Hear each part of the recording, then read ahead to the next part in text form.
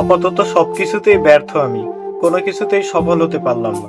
না পারলাম পরিবারের ভালো সন্তান হতে, না পারলাম প্রিয় মানুষের প্রিয়জন হতে। আসলেই আমি সবকিছুতে ব্যর্থ।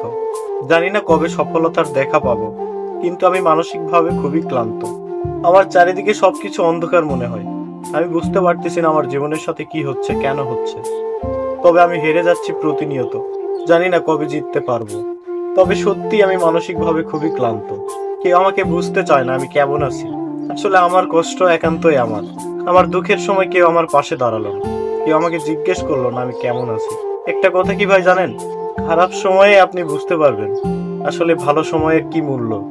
কত সুসময় অপচয় করেছিলাম ভুল মানুষের জন্য। একটা সময় ভেবেছিলাম তারাই আমার সবকিছু, কিন্তু দেখেন এখন বুঝতে পারতেছি আসলে কে আপন আর কে পর। আমি সবকিছুতেই ব্যর্থ।